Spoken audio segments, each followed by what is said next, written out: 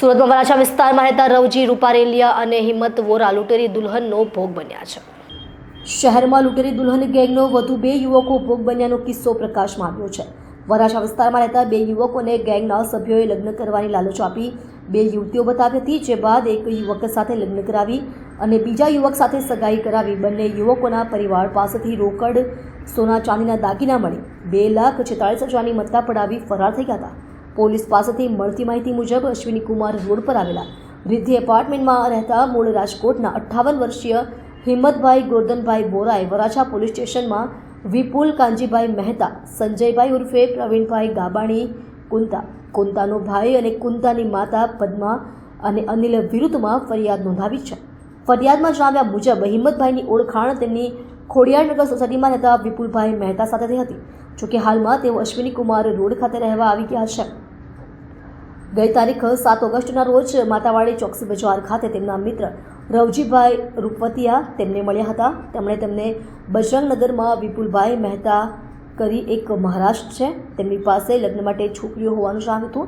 હિંમતભાઈ અને રવજીભાઈના પુત્રને લગ્ન કરવાના હોવાથી બંને ત્યાં ગયા હતા। વિપુલભાઈએ બંનેને લગ્નોત્સવ છોકરીઓના ફોટા મોબાઈલમાં બતાવ્યા હતા।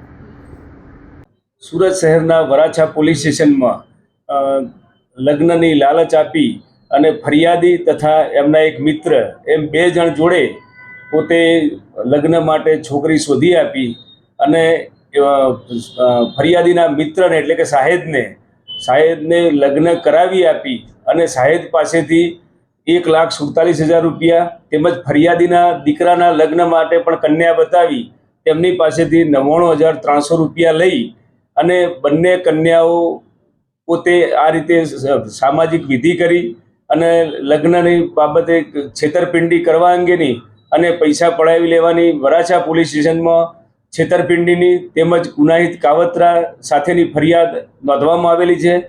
આ બાબતે પોલીસે તપાસ હાથ ધરતા બંને કન્યાઓ બાબતે હાલના ફરિયાદી તથા તેમના મિત્ર એ લગ્ન માટે કન્યા શોધતા હતા એ દરમિયાન વિપુલભાઈ કાંજીભાઈ મહેતા તેમજ સંજયભાઈ પ્રવીણભાઈ ગાબાણી નાઓએ ભેગા મળી અને એક ગુનાહિત કાવતરું રચી ફરિયાદી અને શાહેદને પોતે છેતરપિંડી કરી અને કન્યા આપશે એમ કરી કન્યા સાથે લગ્ન કરાવી આપવાની લોભામણી જાહેરાત કરી અને શરૂઆતના તબક્કે શાહેદના દીકરા સાથે લગ્ન પણ કરાવ્યા, જેના ભાગરૂપે કન્યાને આપવા પૈકી મોબાઈલ તેમજ કપડાં, સાડીઓ તેમજ સોનાના દાગીના એ પ્રકારે આપી અને કન્યા પોતે પોતાના પિયર જવું એમ કહી અને ચાલી ગઈને પાછી નહીં આવતા ફરિયાદી તથા શાહેદે જે તે જગ્યાએ જે તપાસ કરતા ખરેખર તેમની જોડે છેતરપિંડી થઈ હોવાનું જણાઈ આવતા વરાછા પોલીસ સ્ટેશનમાં